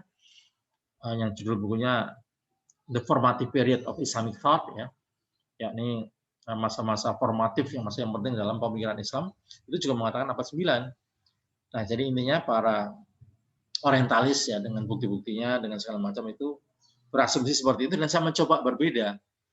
Para senior saya tidak berbeda, para senior saya yang ada di kampus yang sama ya. Di antaranya senior saya adalah Pak Din Samsudin, ya, Prof. Din Samsudin itu juga sama. Terus kemudian senior saya juga yang pernah menjadi ketua Muhammadiyah di Jawa Timur, Profesor Syafiq Mugni, yang sekarang di Kepresidenan ya, staf di Kepresidenan, yang membantu soal kerukunan beragama, itu Prof. Syafiq Mugni. Itu juga sama setuju dengan yang model orientalis tadi yang mengatakan, ya abad 9, bahkan dia dengan tegas, saya masih punya tulisannya, sampai sekarang masih ada, dengan tegas mengatakan siapa yang berpendapat ada Sunni sebelum abad 9 Masehi, itu orang yang tidak tahu sejarah, orang yang belum pernah belajar sejarah. Gitu. Nah, saya justru tertantang dari kata-kata itu, gitu ya, yang dikatakan baik oleh Montgomery Watt dan oleh senior saya, itu namanya ahistorik, ya, orang yang tidak tahu sejarah kalau melacak seperti itu ya. Ada benarnya juga sih, maksudnya gini, kalau misalnya mengatakan, oh, sahabat ini adalah Sunni, sahabat Ali itu adalah Syiah, misalnya seperti itu kan bahaya. Itu jelas ahistorik kalau gitu. Nah, saya mencoba untuk berbeda dengan pandangan itu, tapi melacak bahwa sebenarnya ada Sunni sebelum abad 9 Masehi, itu paper saya yang panjang. Ini bisa di buku itu ya. Bisa saya buktikan pada zaman sahabat pun sudah ada yang saya sebut sebagai prototipe gitu ya. Memang mereka bukan mengatakan Syiah atau Sunni, tapi ada prototipenya gitu. Ada cikal bakalnya ya. Kemudian pada masa madhab itu tidak hanya mulai Ibnu Hambal ya, mulai dari Ibnu Hanifah juga sudah ada yang lebih senior kan. Kemudian masa kerajaan itu juga sudah ada ciri-ciri Sunni ya. Kita tahu misalnya Ibnu Umar ya, Umar bin Abdul Aziz maksudnya ya, itu juga terkenal sekali kan. Jadi pendapat-pendapatnya juga ada. Jadi kita bisa melacak dan saya carikan sumber-sumbernya meskipun tidak mengatakan resmi sebagai Sunni. Ya. Tapi kan itu bisa kita terangkan. Misalnya argumen saya begini. Argumen pertama adalah kalau kata istilah tadi kan. Meskipun sesungguhnya tokoh-tokoh itu juga menggunakan istilah, cuma tidak resmi kata-kata Ahlus Sunnah wal Jamaah ya. Itu pakai argumen misalnya saya sebutkan dalam paper saya juga tentang benua Amerika ya. Benua Amerika kan terkenalnya itu ditemukan oleh Kolombo ya, yakni abad 14 Masehi ya. Apakah kita bisa mengatakan bahwa awal Amerika itu adalah abad 14 Masehi sesuai ditemukannya oleh Columbus kan itu kira-kira apakah itu? Nah itu kan salah. Pasti sudah ada benua Amerika jauh sebelum bahkan Columbus itu ada kan. Jadi di Amerika itu sudah diwujudkan Allah kan jauh sebelum orang-orang Amerika ada di sana ya. Oleh karena itu sama juga Sunni juga sudah ada sebelum istilah itu dipakai oleh Ibnu Hambal. Itu argumen saya seperti itu di antaranya ya. Yang profesor saya juga setuju, profesor sejarah saya menggunakan istilah itu, tapi dengan catatan harus bisa menemukan bukti-buktinya. Maka tugas saya mencari bukti-bukti ya. Argumen saya yang lain lagi adalah misalnya kata ulama. Ya. Apakah kita mengingkari bahwa tokoh-tokoh ulama itu kapan? Kapan mulai istilah ulama di dalam dunia Islam? Itu argumen saya. Bukankah misalnya dalam dunia sufi dan teologi yang terkenal ya, gurunya para pendiri madhab dalam pemikiran Islam, seperti Hasan Basri misalnya. Hasan Basri itu at-tabi'in ya. Hasan Basri itu termasuk tabi'in. Beliau memang bukan sahabat tapi tabi'in ya. Jadi masa yang kira-kira 100 tahun setelah Nabi ada, dia kan pasti seorang ulama ya. Tapi kan orang menyebutnya bukan istilahnya ulama gitu, padahal beliau ulama yang luar biasa. Nah, jadi sama bahwa dia ulama tapi tidak disebut sebagai ulama. Sama juga pasti sudah ada yang tokoh Sunni dengan ciri-ciri Sunni, tapi kemudian ya tidak menamakan diri Sunni seperti itu gitu ya. Jadi kita memang kadang-kadang memang tidak menyampaikan identitas diri, tapi bisa kita lacak. Itu inti saya cara melacak bagaimana paper yang serius dan itu sampai dapat A tentang asal-usul Sunnism ya. Yang belum ada yang menulis ya, sampai sekarang pun secara serius kan belum ada. Paling orang sekarang membahas tentang ajarannya secara umum gitu. Ini tentang kota saya sendiri, ada mata kuliah psikologi, sosiologi, dan ini Profesor Jasaba yang orangnya sangat dermawan, ya, karena saya juga diberi kesempatan untuk ke Indonesia pulang pergi gratis gitu ya oleh Jasaba ini, penelitian tentang sosiologi pada waktu itu. Saya juga meneliti Muhammadiyah tahun 95 waktu muktamar dikirim oleh Jasaba ini juga gitu, karena beliau pengen tahu Islam Indonesia kan, maka saya dikirim untuk wawancara, untuk bikin paper pada waktu itu. Tapi ini paper lain tambahan yang saya disuruh ke Indonesia, tapi saya nulis paper tambahan tentang Kudus, kota saya sendiri ini yang hubungan dengan sosiologi yang beliau terima juga karena ini kelas sosiologi ini begitu waktu itu. Kenapa kok maju dan beda dengan di tempat lain ya begitu ya, etos kerjanya lebih tinggi dan sebagainya gitu. Itu adalah kenapa Kudus Country itu kok umumnya lebih maju. Ini contoh lain lagi tentang transmission of knowledge in medieval Cairo, yakni dosen saya yang saya kagumi tadi, Profesor Ahli Sejarah Moroni, memberi buku, kasih buku hadiah baru gitu pada tahun itu, tahun 92, tak saat buku ini terbit, dan tapi dikasih tugas, oke, tak kasih buku baru ini, kamu baca secara serius dan kemudian review. Ya. Dalam waktu seminggu, sampai saya ingat 2 malam saya tidak tidur ya, menulis paper ini. Tapi hasilnya bagus, ya. Tentu sama dapat A tadi, dan bahkan dimuat di Amerika ya. Jurnal review saya ini dimuat di Amerika karena saya serius nulisnya ya. Dari buku yang penting pada waktu itu. Dan buku ini banyak menginspirasi saya, sehingga saya juga tertantang, wah ini buku ini bagus, mungkin saya juga bisa nulis disertasi nanti, ini tahun 92 kan, disertasi saya kan selesai tahun 97. Itu saya sudah mulai mikir begitu jauh-jauh, saya pengen nyontek dalam arti caranya. Soalnya materinya beda sama sekali kan, ini kan tentang Kairo. Tulisan saya tentang pesantren, ini tentang pendidikan di Kairo gitu, sejarahnya seperti apa, nah saya pesantren ya, yang pakai sejarah pemikiran sosial histori juga. Jadi banyak terinspirasi dari buku. Itulah pentingnya mahasiswa dari S1 apalagi S3 seperti semua yang ada di sini harus lebih banyak tugas melakukan book review. Dari book review itulah kita kemudian dapat inspirasi ya, mana yang bisa kita terapkan seperti yang di penulisan buku itu.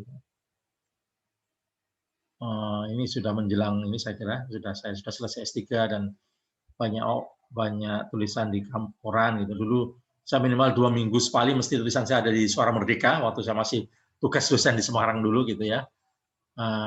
Jadi banyak tulisan-tulisan yang aktual pada waktu itu, termasuk seperti ini gitu. Yang juga ada wawancara, diantaranya adalah itu, maka ini saya ambil kembali sebagian ada di buku saya sekarang. Tema tentang sekali Islam dan terorisme yang terus berkembang. Dan ini bagian dari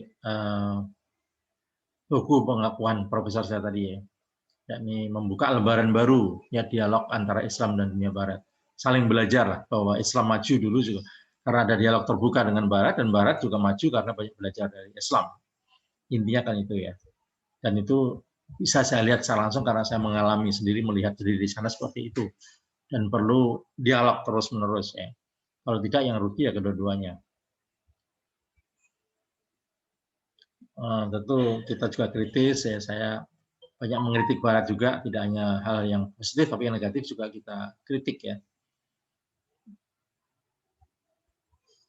Kutipan aja dari alhamdulillah saya pernah kuliah sama Hasan Hanafi, meskipun tidak lama, hanya 1 semester beliau di UCLA sebagai dosen tamu, maka saya ambil kelasnya.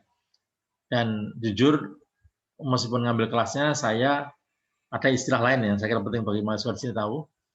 Saya ngambil kuliah tapi takut dinilai karena kuliah saya udah banyak, maka istilahnya bawang, kuliah bawang kalau kita ya. Itu bahasa Inggrisnya adalah auditing, ya auditing, seperti mengaudit KPK tadi, auditing. Ya. Istimak, hanya mendengar saja. Jadi saya istimak, ngambil kuliah beliau gitu, minta izin, pokoknya saya aktif menjadi mahasiswa, tapi ya juga melakukan tugas, tapi untuk tidak dinilai secara resmi, karena saya takut ya, kelasnya kelas berat, ya di filsafat Islam pada waktu itu, gitu. Dan beliau sebagai seorang filosof yang sangat terkenal, Hasan Hanafi kan kita tahu ya, yang kita ceritanya udah kenal lah, tapi karena saya banyak kuliah yang waktu itu tahun 95 sudah mulai saya sibuk mau disertasi, maka saya cukup auditing istilahnya ya, kelas bawang gitu ya, di kelas saja. Maka saya kenal baik dengan beliau, dan ini tulisan lain yang ada di buku saya ambil kembali tentang pentingnya pendidikan yang berorientasi pada lingkungan ya, perspektif lingkungan. Saya ambil dari pengalaman dalam Islam, tapi juga yang ada di Barat, yang saya lihat dalam pendidikan di Barat, yang dalam hal ini ya Amerika ya. Yang pengalaman saya mengantar anak saya di SD, banyak anak saya yang 2 laki-laki tadi adalah waktu SD gitu. Itu bagaimana cara model pendidikannya dan wawasannya yang dikembangkan ya. Itu ada dalam salah satu tulisan ini. Di mana ada drama juga ya, drama pecinta lingkungan itu sudah dilakukan oleh anak-anak SD untuk mempertontonkan bahwa kita adalah pecinta planet bumi ini dan harus melestarikan bumi ini, kira-kira begitu ya. Itu sampai ada tidak hanya dalam bacaan tapi dalam drama sandiwara yang kami nikmati. Anak-anak kami SD itu pada ikut main dalam drama itu, sama saya ingat. Ceritanya ini paper lain yang saya sudah jadi pejabat, yang banyak saya paparkan di luar negeri, ini mempertahankan Indonesia itu kayak apa, pelaksanaannya HAM seperti apa, dialog agama seperti apa atau istilahnya dialog adalah dialog tolerance and consistent, itu yang kita lakukan. Ada 4 pilar itu ya, yang sering disingkat menjadi PBNU ya. PBNU itu seperti itu. Itu ada paper dalam bahasa Inggris yang serius yang kita diskusikan, banyak kita paparkan di luar negeri. Nah, ini saya cerita tadi, senior saya, almarhum Kiai Slamet Effendi Yusuf, yang kemudian banyak memberi saran pada saya, ya, karena dulu beliau tahu saya ada pernah masalah wacana seperti itu, maka beliau menyarankan memberi judul yang seperti tadi diantaranya, yaitu inspirasi dari beliau ya, judul yang lebih bisa diterima oleh masyarakat, karena saya pernah memperoleh fitnah ya, dan beliau tahu gitu, yang fitnah jabatan tadi ya. Alhamdulillah fitnah jabatan, karena kita sudah diskusi refleksi tadi, tidak ada hubungannya dengan korupsi, tidak ada hubungannya hal seperti itu, tapi hubungannya adalah masalah yang sensitif. Masalah agama kan sensitif gitu. Masalah barat dan tidak barat itu juga sensitif. Nah, itu masalahnya. Jadi saya dikesankan, saya ini karena alumni barat, jadi saya ini sekuler, ya, saya ini liberal gitu, diasumsikan oleh kelompok-kelompok yang kita kategorikan die hard, ya, hardliner, kelompok-kelompok keras yang tidak ingin saya di situ, ya, yang itu jabatan politik, karena waktu itu saya menjadi Direktur Pendidikan Tinggi, ini secaranya begitu kan, tahun 2007. Pertama jabatan di Jakarta yang saya duduk itu sebagai pendidikan tinggi, direktur yang bertanggung jawab terhadap seluruh UIN, IAIN. Nah, tentu ada orang yang tidak suka pada saya, nah itu diembuskan itu. Dari beberapa kegiatan itu ya, yang dilakukan, sehingga menteri tentu yang menteri yang berhak mindah-mindahin saya kan, yang dia akhirnya saya dipindahkan ke Litbang diantaranya karena isu itu ya, isu bahkan tadinya mau kembali ke kampus lagi, dianggap membahayakan bahwa saya mengundang tokoh-tokoh yang dianggap liberal dari dunia barat ya, dan saya sering ke barat yang meluluskan alumni barat, tapi sebenarnya saya tidak termasuk yang itu ya, tapi kan susah menerangkan seperti itu. Yang intinya berakhir bahwa saya dipindahkan ke Litbang itu ya. Masih sama-sama eselon 2 Litbang lama yang kemudian menjadi eselon 1. Mas Slamet Effendi Yusuf tahu persis ya. Jadi beliau sangat ikut mengawal saya, dan beliau itu pertama yang mengajarkan saya tulis menulis. Pertama tulisan saya di koran, waktu itu beliau masih di Pelita ya, sama S1 gitu. Tulisan saya pertama yang membantu adalah beliau itu. Kami punya hubungan yang baik sampai beliau akhir hayat sekitar mungkin 5-6 tahun yang lalu ya, beliau meninggalnya, saya lupa persis. Maka buku ini, lebih dari 5 tahun, buku ini terbit, dan beliau ikut memberi pengantar, padahal beliau sudah meninggal, tapi ada di buku saya pengantar beliau ya. Maka diantaranya ini ya, tulisan Mas Slamet Effendi Yusuf itu. Caranya, ya Bapak ke belakang. Kemudian Pak Nasar yang baru, beliau sekarang masih ada, ya senior saya. Imam Masjid Istiqlal yang dulu wakil menteri ya, sebagai wakil menteri, maka tidak susah bagi saya untuk memperoleh sambutan dari beliau di buku saya. Nah, ini cerita yang tadi, yang putri kami, itu ada fotonya, itu masih foto lama 19 bulan 8 tahun 2001, foto lama sampai sekarang masih ada, dan itu juga ada di bagian di buku. Yang atas sudah ada 19 Agustus ya. Ini kami diterima oleh keluarga yang ahli antropologi dan banyak bicara soal pendidikan di Indonesia, lebih ke pesantren. Beliau disertasinya mengenai pesantren, jadi ada kesamaan dengan kami dan kenal, dan kebetulan selesainya sama. Prof. Ron ini kenal selesai 97 di kampus, beda dengan saya, tapi kami kenal melalui email ya, karena sama-sama mengkaji pesantrennya. Jadi kami bersahabat sejak tahun 97 itu gitu. Nah, ini tahun 01 ya, berarti beliau bantu saya juga untuk kembali ke kampus ke Amerika. Itu kegiatan, sekali lagi, ini kegiatan ngajar atau yang postdoc ya? Ini postdoc, untuk mempersiapkan diri menjadi profesor saya. Itu 3 bulan di kampusnya, terus 3 bulan lagi, di 6 bulan ya. Nah, itu ikut anak putri kami yang waktu itu anak yang terkecil, belum lahir lagi anak yang keempat tadi.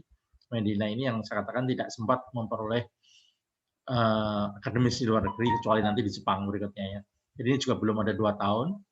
Pada tahun 2001 ini, sehingga bahasanya juga bahasa isyarat ya, tapi ya sedikit banyak berpengaruh anak usia yang masih kecil ikut ke sana ya. Jadi kalau sama temennya kan bahasanya sendiri, yang ini ngomong Inggris, yang ini ngomong Jawa, karena tinggalnya di Semarang kan gitu waktu itu, tahun 2001. Tapi poin yang paling penting yang ingin saya sampaikan bahwa kami punya persahabatan ya, keluarga yang baik, meskipun beda agama, beda benua ya, tapi saling pemahaman, saling memperhatikan. Bahkan dari sebelum nulis disertasi, tahun 2000, ini belum ada kisahnya, 2000, beliau saya undang ke Semarang ya, tanpa kita bayar. Beliau bayar sendiri ke Semarang, datang, ada seminar internasional. Saya undang tahun 2000 datang ke Semarang.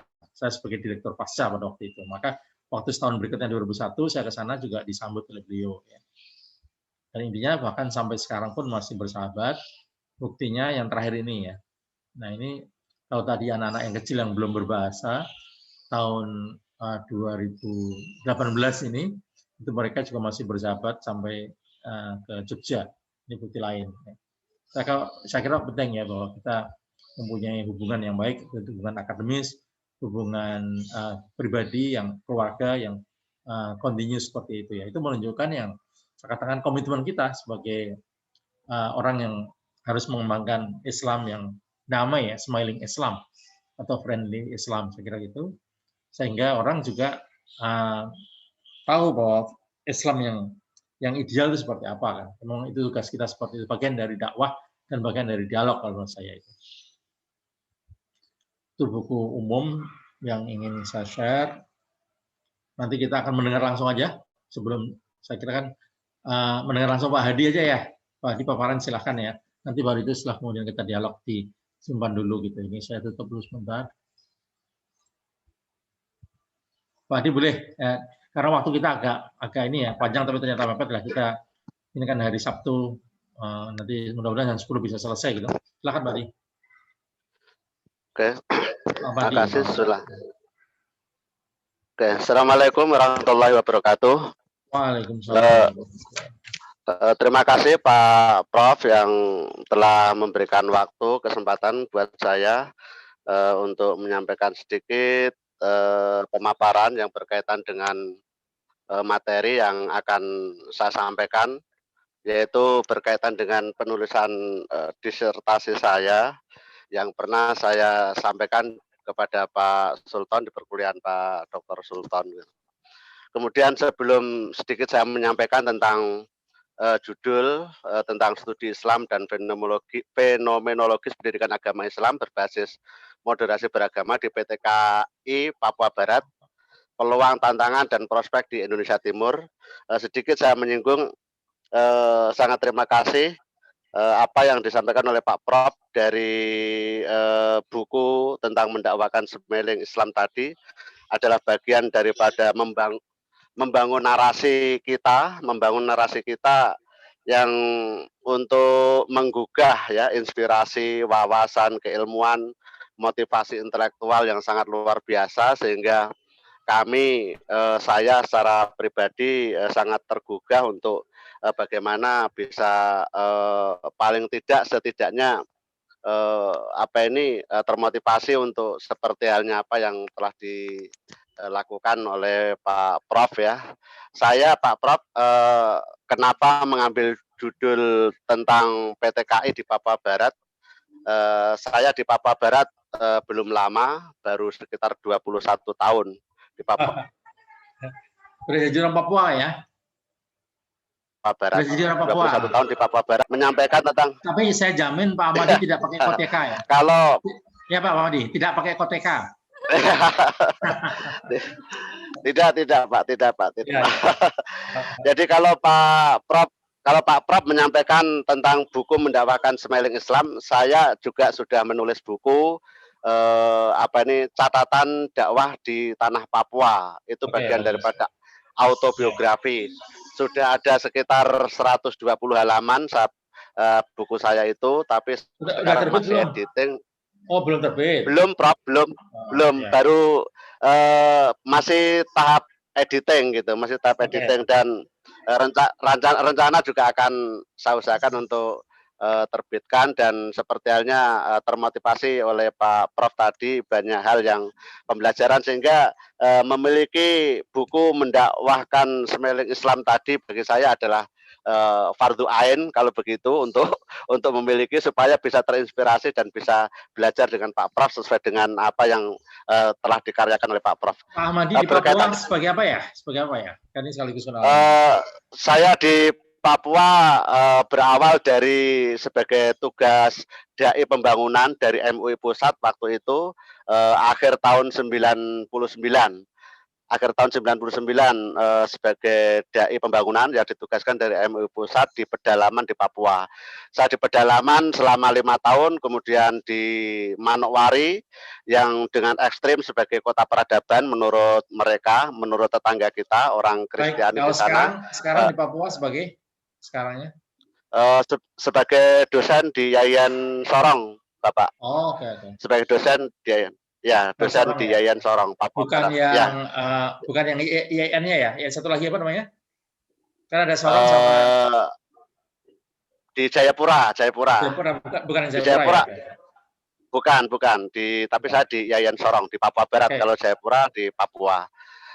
Saya mengambil judul ini berawal dari memang konsentrasi saya adalah pendidikan agama Islam, sehingga saya mengambil judul tentang fenomenologi pendidikan agama berbasis moderasi beragama di PTKI Papua Barat. Artinya dalam hal ini saya ingin mengetahui keistimewaan apa yang terjadi di di Papua Barat berkaitan dengan moderasi keberagamaannya, ditinjau dari sosiologi dan fenomenologi. Karena Papua Barat itu memiliki satu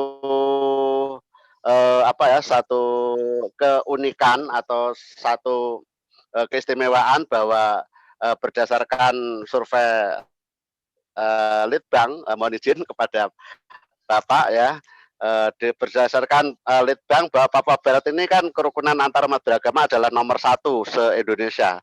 Jadi nilainya 82, sekian kalau kita berpatokan pada nilai keperolehan ranking tertinggi kerukunan antar umat beragama. Kemudian kita melihat bahwa di Papua Barat ini di dalam kacamata umum kan sebagai Muslim adalah minoritas, mayoritas adalah non Muslim. Ini agak dipersingkat. Akan buat oke, kita yang umum sudah oke. Kita kan paling 10 menit itu. Oke. PTKI perguruan tinggi. Kemudian PTKI perguruan tinggi keagamaan Islam, sehingga saya berfokus pada PTKI. Jadi dalam moderasi beragama itu di PTKI itu ada apa gitu, sehingga apa yang bisa memberikan output dari PTKI dalam moderasi beragama itu yang akan kami bidik gitu, sehingga dalam PTKI itu ada apa gitu. PTKI di Papua Barat itu adalah Yayan Sorong, kemudian STAI Al-Mahdi Kabupaten Fakfak, dan Setit Yapis Manokwari, Sekolah Tinggi Ilmu Tarbiyah Manokwari. Kebetulan Setit Yapis Manokwari itu tahun 2013 saya salah satu dari pendiri Sekolah Tinggi Ilmu Tarbiyah itu. Saya diberikan amanah untuk wakil ketua 1 pada waktu itu. Kemudian dari tinjauan sosiologis dan fenomenologis tentang moderasi beragama di Papua Barat, karena slide berikutnya Mas Pur, karena untuk mempelajari tingkat kerukunan antar umat beragama, moderasi beragama di Papua Barat itu tidak terlepas tentu saja dari ranah pendidikan. Sehingga kalau tadi saya menyampaikan itu secara umum, tapi karena penelitian kami supaya tidak kabur dan menjurus pada satu titik poin yang mengkerucut, akan tapi memiliki sebuah output atau outcome yang menjadikan nilai moderasi beragama di Papua Barat itu seperti itu gitu. Sehingga tinjauan sosiologis fenomenologis perlu saya sampaikan gitu. Kemudian slide berikutnya Mas Pur ya. Nilai-nilai dalam yang akan kami kembangkan ya, di sini ada nilai-nilai studi Islam dan pendidikan berbasis moderasi beragama di PTKI. PTKI saya melihat dari 3 PTKI itu memang karena yang Yayan itu adalah negeri sehingga fasilitas kesempatan untuk pengembangan itu sangat terbuka lebar gitu, sehingga banyak kegiatan yang bisa kita ambil dari berbagai kegiatan ya, seperti adanya rumah moderasi yang dibangun di Yayan gitu, sehingga di dalam rumah moderasi banyak kegiatan-kegiatan seperti pelatihan dai, kemudian kurikulum yang diintegrasikan dengan kebutuhan kebutuhan masyarakat di Papua Barat, sehingga kurikulum di Yayan, di Stityapis, di Almadi, pada dasarnya saya sudah mengumpulkan data-data itu memiliki korelasi dengan moderasi beragama, sehingga kurikulum yang ada di situ mulai dari pelajaran mata kuliah yang dibangun di perguruan tinggi, 3 perguruan tinggi yang akan saya teliti dalam moderasi beragama itu. Seperti itu Pak Prof, sehingga banyak hal yang bisa kita dapatkan kalau di dalam nilai-nilai moderasi di Papua Barat sebenarnya apa saja sih yang menjadi keistimewaan daripada Papua Barat berkaitan dengan moderasi itu gitu.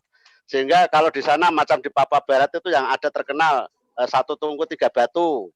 1 tungku 3 batu itu artinya itu adalah slogan orang Papua yang artinya bahwa 1 tungku itu adalah pawon ya kalau bahasa kampung kita itu, atau 1 rumah besar gitu. Akan tapi di situ ada 3 batu yang artinya 3 batu itu merupakan satu kesatuan. Di situ ada yang memberikan makna bahwa ada budaya, ada agama, ada kekuasaan atau pemerintah.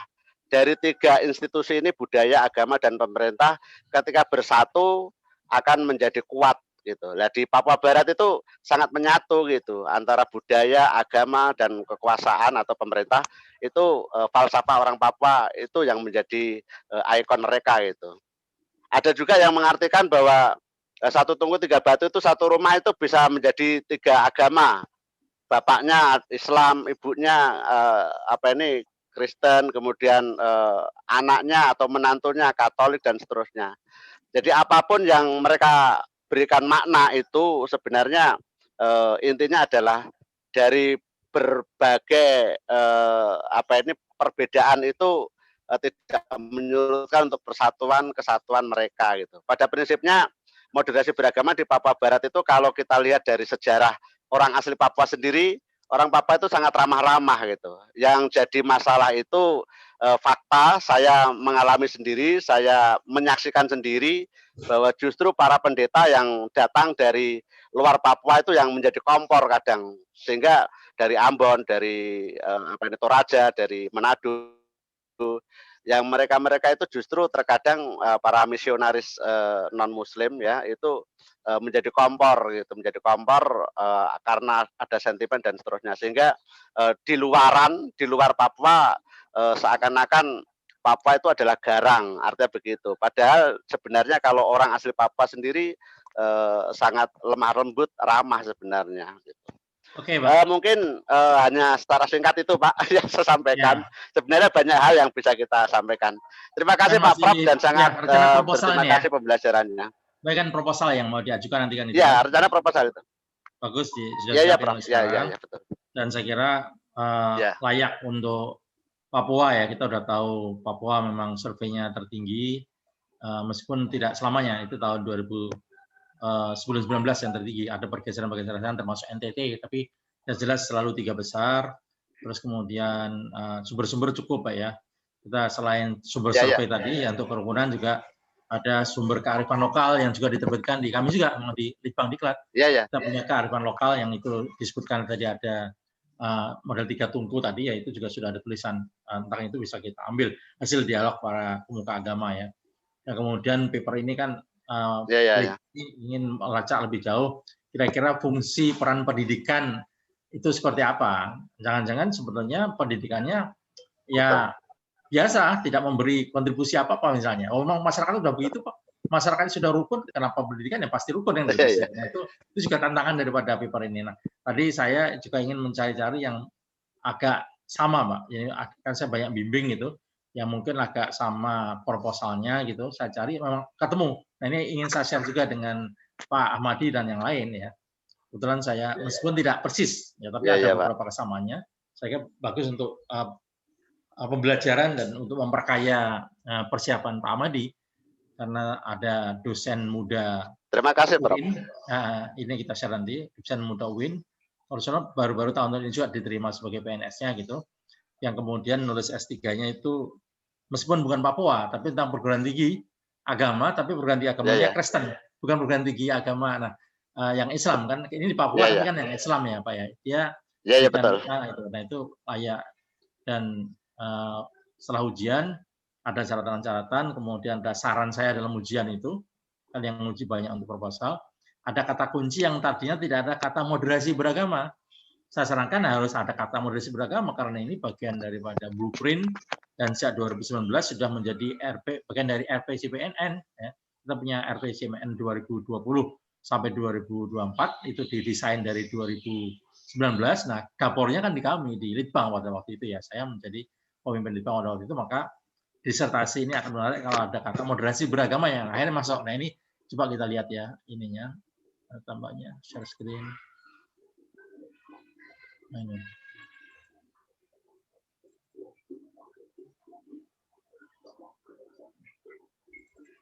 Nah ini ya. Jadi dinamika pembelajaran Islamologi, kalau itu dari dia sendiri karena Islamologi, tapi kemudian memang di perguruan tinggi Kristen, yakni dia ada studi banding ya. Tapi yang paling penting ini Pak, yang saran kami yang terakhir itu dalam pembentukan moderasi beragama. Nah, kira-kira juga sama, asumsinya saya tantang itu jangan-jangan nggak ada moderasi beragama di dalam dunia Kristen. Saya gitu, saya tantang gitu. Itu tugas daripada peneliti untuk melacak gitu. Siap, Prof, siap. Tentu ini sudah boleh Pak, boleh baca. Kalau tertarik nanti bisa kita share juga biar semuanya belajar, kan bukan menyontek tapi kan belajar ya dari proposal yang sudah ujian. Ini sudah ada proposal, nanti bisa saya share ya. Tidak akan saya paparkan, saya hanya contohnya aja. Ya, ini sudah ada, nanti bisa saya share itu proposalnya kalau tertarik.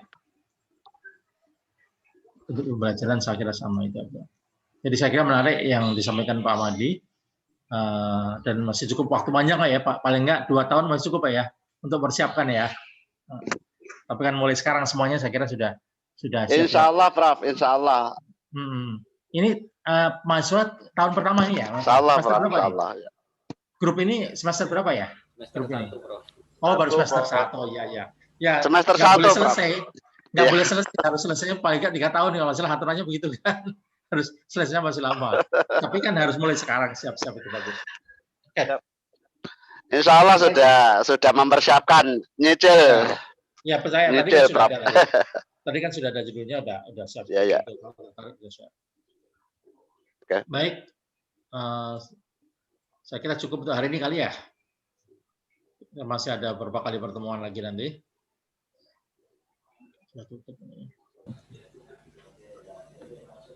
Atau ada pertanyaan? Tadi yang banyak bicarakan saya dengan Pak Ahmadi, kalau ada pertanyaan boleh juga sih sebelum kita akhiri bersama untuk hari ini. Silakan kalau ada, kalau enggak kita akhiri. Saya Prof, sedikit Prof. Ya, Purwanto. Ya. Saya lupa tugasnya di mana ya, Purwanto ya? Saya di Sungai Al Husain Magelang. Oh, Magelang, oke. Iya, di Magelang. Itu pesantren bukan ya? Iya, di bawah pesantren. Pesantren apa? Biar kenal, kita belum tahu. Pesantren Subhanul Waton. Oke. Ya. Tadi saya melihat Prof banyak menulis banyak paper begitu ya.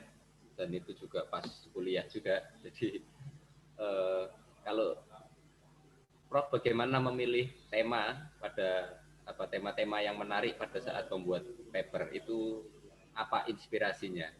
Kalau saya kan dari berita ada isu aktual, misalnya tentang vaksin halal, lah saya nulis vaksin halal.